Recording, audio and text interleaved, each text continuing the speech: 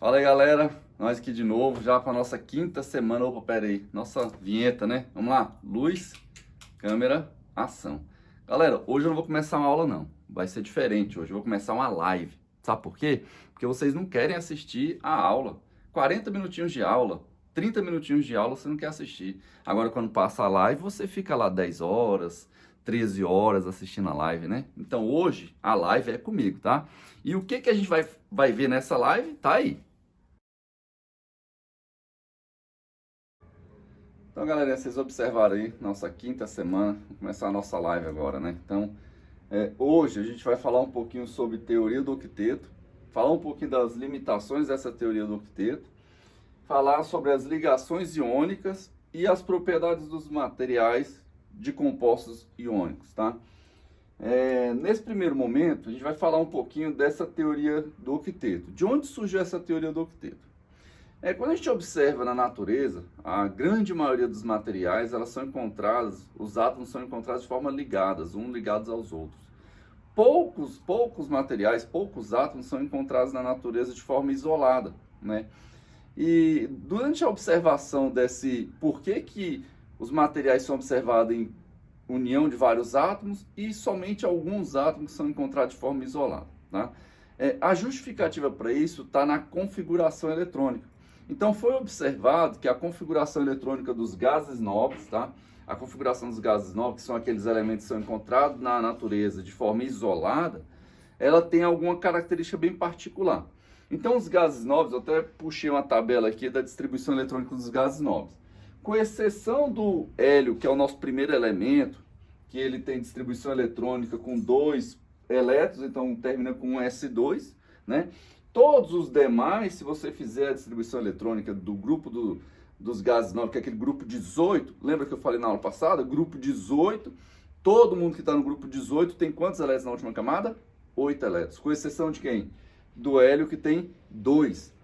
Então, se você perceber, por conta disso, que os gases nobres têm essa estabilidade eletrônica. Então, a estabilidade eletrônica vem dos gases nobres. Então, os gases nobres têm estabilidade eletrônica porque tem uma configuração completa na sua camada de valência, que é ter 8 elétrons na última camada. Os demais átomos não têm essa configuração. E eles adquirem essa configuração quando eles formam ligações químicas. Então, o que justifica essa teoria do octeto? Então, a teoria do octeto diz o seguinte: um átomo, para ser estável, tem que ter 8 elétrons na última camada, na camada de valência. Lógico, com a exceção, né, de 2 elétrons, né, que é aquela exceção daqueles átomos que só tem uma camada. Lembre-se que na primeira camada só cabem no máximo 2 elétrons, não é isso? Então, essa é a justificativa, tá? Os átomos vão se ligar uns aos outros em busca da configuração eletrônica semelhante à de quem? Dos gases nobres, que são os elementos mais estáveis, menos reativos, tá? Menos reativos, tudo bem? Então, um átomo vai se ligar sempre em busca da estabilidade. Qual a estabilidade? A estabilidade eletrônica, que na maioria das vezes vai ser obtida mediante a obtenção do octeto completo. Por isso que tem o nome teoria do octeto. Se a gente observa aqui, ó, eu vou colocar um exemplo aqui. Exemplo não, falar primeiro um pouquinho das restrições dessa teoria. Como eu falei, a grande maioria dos átomos vão se ligar uns aos outros para obter estabilidade, e essa estabilidade é adquirida com 8 elétrons na última camada, com 2 elétrons no caso das exceções, átomos menores que só tem uma camada só. Só que alguns elementos fogem um pouco dessa regra. São elementos que conseguem expandir os orbitais d, tá? Então, se elementos que já têm mais camadas, né, terceira, quarta camada que já tem o orbital d, eles conseguem expandir para o orbital d e consegue comportar ou acomodar, que nem está colocado aqui, acomodar os elétrons, tá? Aqui, ó, acomodar. Tudo bem? Então ele consegue acomodar os elétrons de uma forma diferenciada. Então quem é esse? Se eu pego aqui o fósforo, ó, o fósforo ele consegue ficar com 10 elétrons na camada de valência, formando essa ligação covalente com o cloro, né? O cloro é do grupo 17, lembra do cloro, grupo 17? Então, para ele estabilizar, ele precisa de um elétron. Então, aqui a gente tem uma ligação covalente, que a gente vai falar só na próxima aula. Essa ligação covalente, quando eu uso esse traço, significa que eu tenho um elétron do fósforo e um elétron do cloro. O cloro tem 7 elétrons, usando um do fósforo, ele passa a ter 8. Então, todos os cloros têm 8 elétrons, só que o fósforo foge da exceção. Até porque ele já tem os elétrons dele, e pegando mais esses 5 elétrons dos cloros, ele passa a ter 10 elétrons, tá? Ele foge um pouco da exceção. Outro que foge da exceção é o berílio. O berílio também foge da exceção. O hidrogênio tem quantos elétrons? 1 elétron. Ele estabiliza com 2. Então, no caso do hidrogênio, ele tem o dele e está utilizando um do berílio, ele passa a ter 2 elétrons. O hidrogênio daqui do mesmo jeito. Tem o dele, usando um do berílio, na ligação covalente a gente vai falar só na próxima aula, passa a ter 2 elétrons. Agora, o berílio, ele tem 2 elétrons. Os 2 elétrons estão sendo usados nas ligações covalentes com os hidrogênios. O berílio, nesse caso, ele está ficando com 4 elétrons na última camada e está ficando estável, tá? Outro exemplo, o boro. Flúor é do mesmo grupo do cloro, quer dizer que ele tem 7, então para estabilizar ele precisa formar uma ligação covalente, no caso. Ele forma uma ligação covalente, só que o boro acaba fazendo ligações e ficando com 6 elétrons na última camada, tá? Então, o boro também foge um pouquinho da regra. Então, o que é importante você saber? A grande maioria dos elementos químicos, ele vai atender à teoria do octeto, que é ter 8 elétrons na última camada. Alguns fogem dessa exceção, que é ter 2 elétrons na última camada, que são elementos que só tem uma camada. Então, quando ele estabilizar com uma camada, ele estabiliza com 2 elétrons nessa última camada, que é o máximo. Por isso que ele estabiliza só com 2. E tem as exceções, fósforo, berílio e boro, que fica com essa configuração diferenciada, tá? Agora sim, vamos a um exemplo. Vamos entrar primeiro na ligação iônica. A ligação iônica é aquela que ocorre a transferência de elétron. Então, eu tenho um elemento que tem a tendência de doar elétron e eu tenho outro elemento que tem a tendência de receber esse elétron. E aí vai acontecer essa transferência eletrônica, transferência de um elétron para o outro. Se você observar aqui, ó, acontece sempre com um metal se ligando a um ametal, semimetal ou ao hidrogênio. Lembre-se que na tabela periódica a grande maioria dos elementos químicos são metálicos, né? Lembra que da parte daqui da tabela para lá, tudo é metal, tá? Os metais, eles têm geralmente na última camada 1 elétron, 2 elétrons, 3 elétrons. Elementos que têm 1, 2 ou 3 elétrons, para se estabilizar precisa ter 8. Então, para ele ganhar esse tanto de elétron até chegar a 8, é muito mais difícil. Então, para esses elementos, é mais fácil ele ceder elétron. Então, se ele tem 1, é mais fácil ele perder esse elétron. Se ele tem 2, é mais fácil ele ceder esses 2 elétrons. Se ele tem 3, ceder esses 3. Peraí, professor, mas se ele ceder 1, 2 ou 3, vai ficar com 0? Não. Se você observar, a gente está falando do elétron da última camada. Se ele tem 1 elétron nessa última camada, quando ele perder esse elétron, essa camada deixa de existir, não é isso? E a camada mais externa passa a ser a anterior. E na anterior, ele vai ter 8 elétrons na última camada, que é o que dá estabilidade. Então, para esses átomos metálicos, para eles é melhor doar o elétron, porque na camada anterior dele, ele já está com a configuração eletrônica estável, já tem o octeto completo. Por isso que ele vai sempre ceder. E aí, ele vai ceder para quem? Para um ametal, semimetal ou hidrogênio. Ametal e semimetal são aqueles que já têm 5, 6, 7 elétrons na última camada. Quem tem 7, facilmente ganha 1, fica com 8, está estável, não é isso? Quem tem 6, facilmente ganha 2, fica estável. Quem tem 5, ganha 3, fica estável. Então, para esses elementos que já têm mais elétrons, eles têm uma tendência de receber elétrons, tá? Então, ó, sempre que acontece a transferência de elétrons, você observa que vai acontecer a formação de íons. Lembre-se disso? Se o elemento químico fornece elétrons, ele está doando elétron, né? Ele passa a ficar com carga o quê? Positivo. Passa a ser um cátion. Quem está recebendo elétron passa a ficar com carga o quê? Negativo. Ele é chamado de ânion. E aí, se eu pego duas espécies químicas carregadas eletricamente diferentes, né? Com cargas diferentes, vai acontecer o quê? Uma atração eletrostática. Então, o que vai acontecer vai ser isso. Acontece a transferência de elétrons do metal para o ametal, semimetal ou hidrogênio. Esse que está transferindo, que está doando elétron, fica com carga positiva.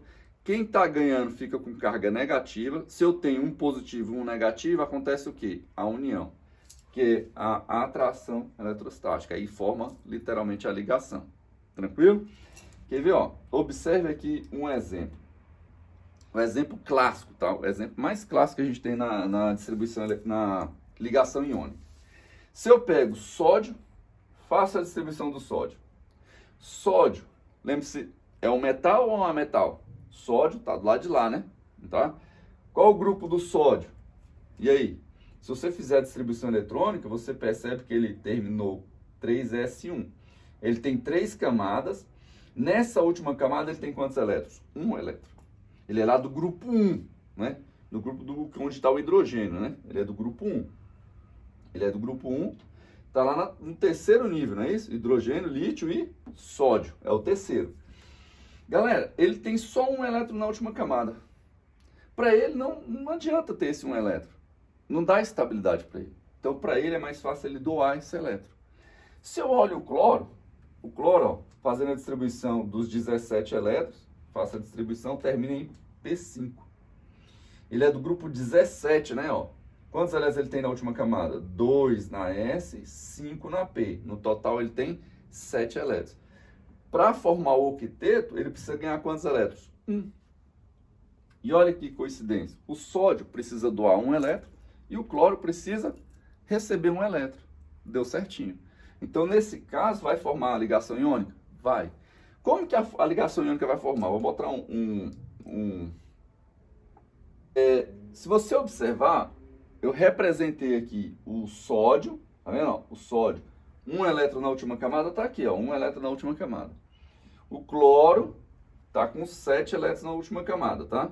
Está com 7 elétrons. O que vai acontecer? O sódio vai doar esse elétron para o cloro. Quando ele doa o elétron, ele fica com que carga? Positiva, Na+. O que está recebendo fica Cl-. E aí eu tenho Na+, Cl-, acontece o quê? A união dos dois, não é isso? A atração dos dois. E aí, se você observar na configuração eletrônica, vai acontecer isso aqui, ó. Esse 1 elétron vai vir para cá, ó. Né? Esse 1 elétron vem para cá. Se o elétron saiu, virou o quê? 3s0. Se é 3s0, não tem mais essa camada, concorda? A última camada do sódio com carga vai ser essa, ó. Quantos elétrons ele tem na última camada agora? A última camada passa a ser a camada 2. Quantos elétrons a gente tem aqui? 6. Com 2, 8. Então, por isso que o sódio vai doar elétron. Porque se ele doar esse 1 elétron, a última camada dele passa a ser essa. E nessa camada ele passa a ter o octeto completo, os 8 elétrons.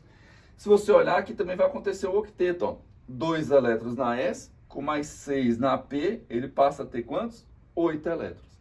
Então, acontece a transferência, ambos ficam com 8 elétrons na última camada, um fica positivo, outro negativo, acontece a união por atração eletrostática, tá? Vou colocar outro exemplo aqui agora.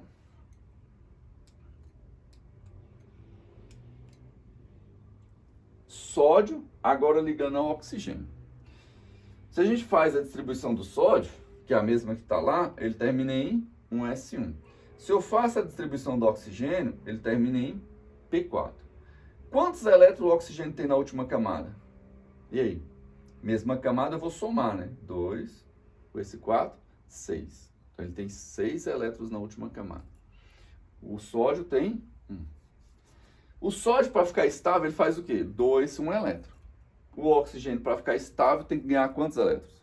Se ele tem 6, ele tem que ganhar 2, não é isso? 6, 7, 8, para ficar com o octeto completo. Vai acontecer a ligação aqui, galera? Vai ou não vai? Vai acontecer. Só que você perceba que tem que acontecer algo aí. O oxigênio, ele precisa ganhar 2 elétrons. Se ele ganhar só 1, vai funcionar alguma coisa para ele? Não vai. Então, para ele ficar estável, ele tem que ganhar 2. Aí, o que ele vai fazer com o sódio? Sódio, ó, pode arrumar alguém lá para me estabilizar. Eu não vou te estabilizar se eu ficar sem ficar estável. Eu só recebo o seu elétron se você conseguir outro sódio para eu ficar estável. Então, tem que aparecer um outro elemento sódio para também fornecer um elétron. E aí vai acontecer isso aqui, ó. Legal? Vou colocar aqui para vocês. Vai acontecer isso aí. precisa aparecer um outro sódio, então tem que aparecer um outro átomo de sódio. Esse sódio doa um elétron, porque ele só tem um. O outro elemento sódio é igual a esse, então ele também só tem um elétron. Então ele vai doar esse último elétron, não é isso? E aí na camada anterior, se ele doa, vou até colocar aqui a configuração, ó, que a configuração é essa. Ó. A configuração é essa. Um sódio vai doar um elétron, o outro sódio vai doar também um elétron. Esse oxigênio tinha 4, não era? 5, 6. Ele vai receber 2. De 4 ele passa para P6. P6 com 2 dá 8. Então o oxigênio passa a ter 8. Esse passa a ter 8. Esse também passa a ter 8. E aí a gente tem a formação do íon, cátion e ânion. Não é isso? Se você olhar aqui, ó. A canetinha tá me zoando aqui já tem um tempo. E aí, se a gente observar aqui, ó, sódio, carga positiva. Por que que ele tem carga positiva? Porque ele está doando um elétron. Oxigênio, 2 menos. Por que que ele tem 2 menos? Porque ele está ganhando 2 elétrons, tá vendo? Ó, esse oxigênio está ganhando um elétron desse sódio, um elétron desse sódio. Então, ele está ganhando 2 elétrons. Então, ele fica 2 negativos. Como é que eu monto a estrutura iônica? E aí, a estrutura é essa, né? Ó, a fórmula iônica é essa. Eu preciso de 2 sódio, Na2O. Então, essa é a fórmula iônica desse composto, tá? Que é o óxido de sódio, beleza? E aí a gente passa aqui por mais um exemplo, ó. Esse exemplo é bem interessante, que é com alumínio. Alumínio e cloro. Se eu pego, ó, alumínio, fazer a distribuição do alumínio. Quantos elétrons o alumínio tem na última camada? Quantos elétrons? 3. Ó, 3 é a última camada dele, que aqui é 1, 2, 3. Tem 3 elétrons na última camada. 3 elétrons ele fica estável? Não. Quem tem 1, 2 ou 3 vai tender a perder esses 3 elétrons. Então, cloro. Quantos elétrons ele tem na última camada? A gente já tinha feito ele já. Tem 7 elétrons. O alumínio precisa perder 3 elétrons. O cloro só pode receber 1. E aí, quando o alumínio doar 1 para ele, ele já vai ficar estável. Ele não consegue receber os demais. E aí o alumínio vai fazer o quê? Não, eu só vou doar 1 elétron para você se você conseguir cloro para eu conseguir doar os outros 2. E aí vai ter que acontecer o quê? Uma associação maior. Eu preciso de mais cloros para estabilizar esse alumínio. E aí, se a gente olha aqui no próximo slide, a gente vê isso aqui, ó. Eu preciso ter 3 cloros para estar recebendo esses 3 elétrons. Porque cada cloro só pode receber 1. Por que que ele não pode receber 3? Porque se ele receber 3, ele passa do octeto. Mas ele só fica estável com 8. Ele não vai ficar estável com mais do que 8. Então, ele só recebe 1. E aí, se a gente olha como é que fica essa configuração desenhada, fica assim, ó. Eu tenho um alumínio que vai doar para 3 cloros diferentes. Então, vem um elétron para esse, um elétron vem para esse, outro elétron vem para o outro. Então, eu tenho 3 elétrons, vai ser distribuído em 3 átomos de cloro. Cada átomo de cloro era P5, ganhou 1, virou P6. Se você olhar, todo mundo ganhou 1, ó, P5, P6. 3S2, 3P6, 6 com 2, 8 elétrons, então ele está estável. O alumínio fica estável? Fica. Se ele perde esse elétron, ele passa a ter 3S0, não tem mais essa camada. Quantos elétrons ele tem na última camada? 2 com 6, 8. Ele passa a ter 8 elétrons, tá? E aí a gente tem isso aqui, ó. Al3. Por que Al3+? Cada alumínio está perdendo quantos elétrons? 3. Se ele perde elétron, ele fica com carga positiva, porque prevalece o que está no núcleo. Então ele perdeu 1 elétron para esse cloro, 1 elétron para esse cloro, 1 elétron para esse cloro. Ele passa a ter carga 3. O cloreto aqui, ó, recebeu 1. Esse cloro recebeu 1, cloro recebeu 1, cloro recebeu 1. Esse cloro ficou com carga 1 negativo, né? Que cada um só recebe 1 elétron. E aí, como é que é a fórmula iônica? AlCl3. Quer dizer que eu preciso de 3 cloros para estabilizar um alumínio, tá? De regra, a gente sempre faz isso aqui, galera. A gente pega a carga de 1, faz o cruzado aqui, ó, 1 vai para lá, 3 vem para cá, que é o que apareceu aqui, ó. 1 tá aqui, 3 está desse lado, tá?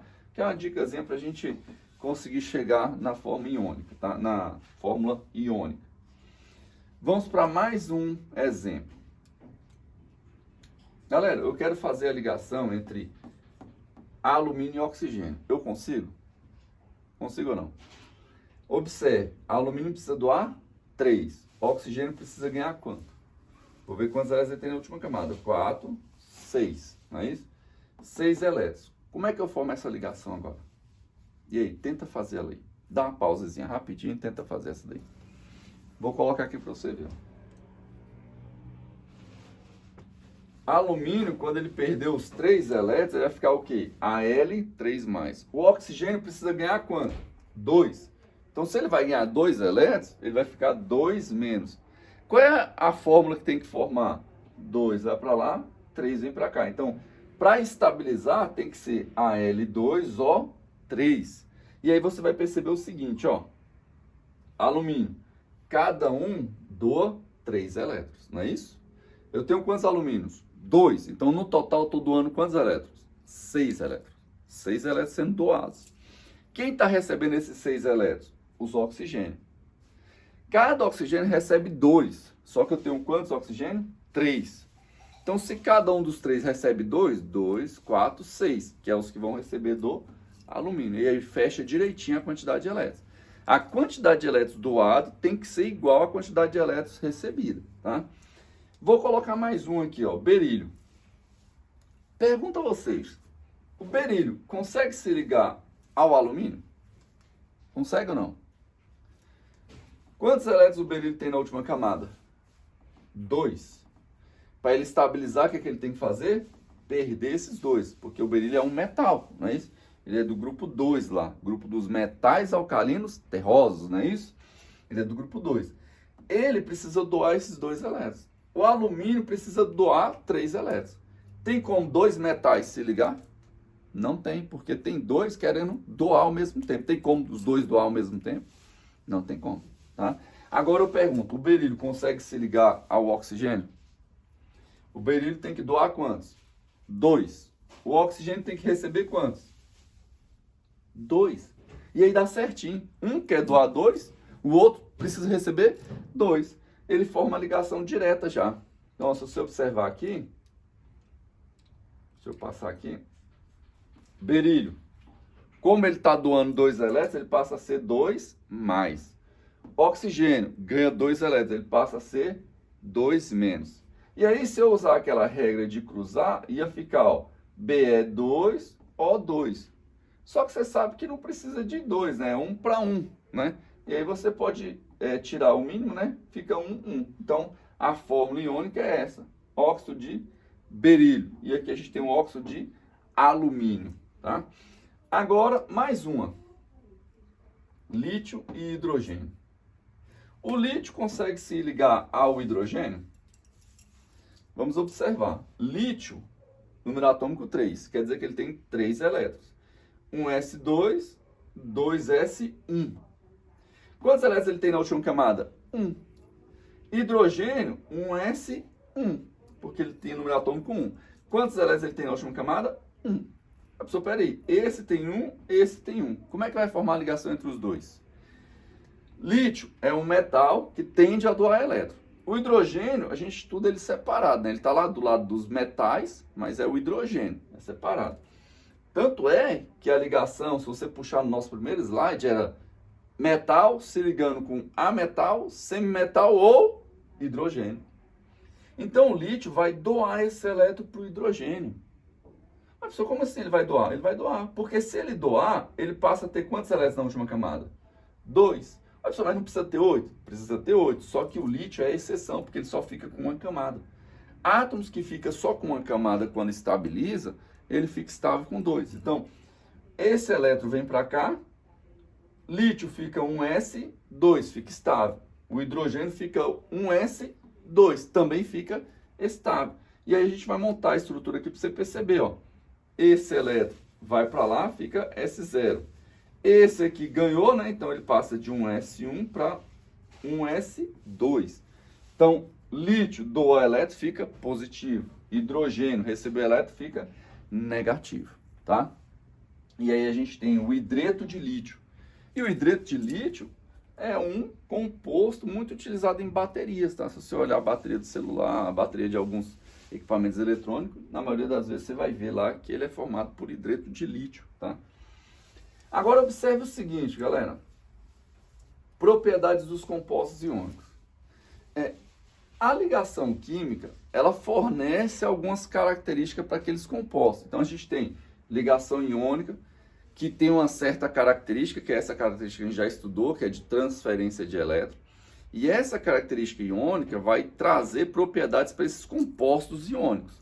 Da mesma forma que a gente vai estudar na próxima aula, dos compostos moleculares, que são formados por ligações covalentes, tá? Que são compartilhamento de elétrons. E, dependendo do tipo de ligação, as propriedades vai ter um pouco de diferença. Então, a gente vai observar aqui as principais propriedades dos compostos iônicos, que está relacionado com questão de força mecânica, solubilidade, comportamento dele perante alguns fenômenos, tá? Se eu olho aqui, ó,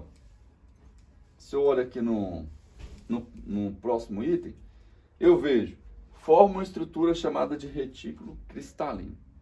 Então, os compostos iônicos, eles vão formar isso daqui, né, que é um retículo cristalino, tá? Então, eles vão formar essa estrutura cristalina, tá? Então, todo composto iônico, ele forma essa estrutura cristalina.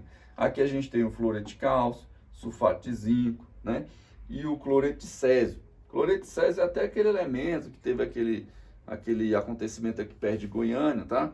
Que foi daquele radioativo, tá? Então, foi o cloreto de césio sendo o césio radioativo. E aí a gente olha aqui também, ó, sólido em temperaturas ambiente. Então, os compostos iônicos, eles são sólidos a temperatura ambiente. Aquele nosso sal de cozinha, NaCl, é um composto iônico. Temperatura ambiente, você olha ele, está o quê? Ele está sólido. Apresenta elevada dureza. Então, esse composto iônico, como ele tem esse retículo cristalino, ele é extremamente duro, né? Então, você penetrar nele, riscar ele, é extremamente difícil. Ao mesmo tempo que ele tem baixa tenacidade. O que é baixa tenacidade? Ele não é resistente à força, tá? Alguns elementos, ele resiste a essa força sem deformar. Quando você exerce uma força muito grande no composto iônico, ele quebra, ele já despedaça já, tá? Então, ele tem baixa tenacidade. Aí você olha aqui, possuem elevados pontos de fusão e ponto de ebulição. Então, como característica dos compostos iônicos, é elevado ponto de fusão, é elevado ponto de ebulição. Esse item é extremamente importante, tá, galera? É muito cobrado esse item em provas. Geralmente eles colocam isso como característica até principal do composto iônico, tá?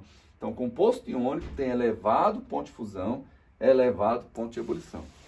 Composto iônico conduz em corrente elétrica quando é em solução. Então, se você pegar qualquer composto iônico, colocar em solução, que é colocar em água, dissolver ele vai gerar os íons, não é isso? Porque ele aqui é positivo e negativo, lembra-se disso? Quando você coloca em solução, vai ficar positivo e negativo. E cargas dentro da solução facilita a condução de corrente elétrica. Por isso que eles conduzem corrente elétrica quando está em solução. Conduz energia elétrica nos estados líquido ou gasoso. Então, ele só vai conduzir ele mesmo se ele já estiver no estado líquido ou gasoso, tá? Então, desses aqui, o principal é esse aqui. Ele tem ponto de fusão e ebulição elevada dureza. E, como característica principal, forma esse retículo cristalino, tá? Então, todo composto iônico vai formar esse retículo cristalino. Perceba que, dependendo do tipo de elemento químico envolvido, ele vai formar um cristal diferente, tá? Então, ele vai formar um cristal diferente, com conformação diferente. Então, galera, por hoje a gente vai ficar por aqui, tá? Na próxima aula a gente vai falar um pouquinho dos compostos moleculares, falar um pouquinho da ligação covalente, tá? Obrigado para quem assistiu a nossa live, né? Que hoje é uma live, a nossa live até o final, tá? E é assim, galera, da sala de casa para sua casa. Valeu!